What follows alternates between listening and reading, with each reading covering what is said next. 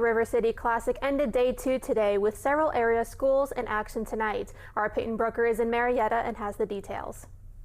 Thanks, Logan. Well, we finish up here day 2 coverage of the Fisher Auto Parts River City Classic with Fort Frye girls basketball taking on Laurel School and the Parkersburg Catholic Crusaders taking on Warren Warriors in a boys basketball action.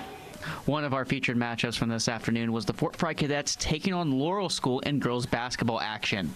For the Gators, Sydney Robinson will be a crucial part in the inside paint early for the Laurel, as well as Reese Grahams from the Arc. The Cadets were also right there with the Gators with threes of their own. As you can see this one go down for Ava Huffman. Also from a nice pass from Ava going to Ella Dowler for a three of her own, keeping the Cadets very close in this one.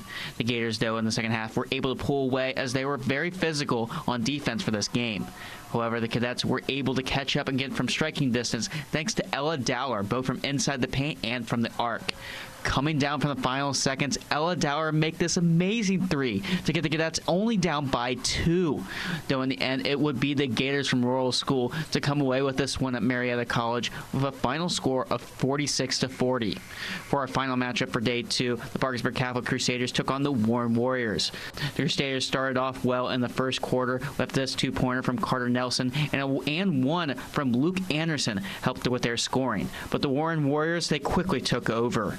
Scoring became a frenzy with this huge three from Jackson Venom, and adding from this 3-ball is Hudson Elsey with another 3 of his own.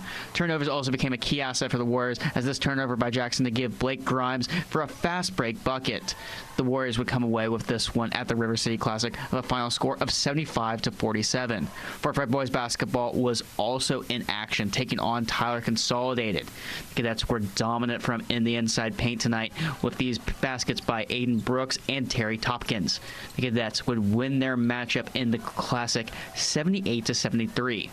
Other scores from the morning contest include a win from the Morgan Raiders and boys basketball over Shenandoah 62-59, and the Shenandoah Zips and girls basketball defeating the Belpre Golden Eagles 66-15.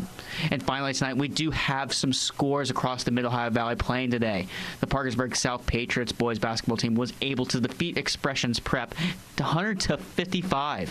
The St. Mary's Blue Devils and girls basketball were victorious against the Bridgeport Indians 71-28.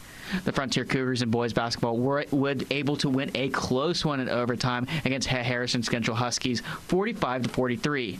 And finally, in both Waterford Wildcats boys and girls basketball teams would fall short to the Federal Hawking Lancers, with boys losing 40-36 and the girls 65-36.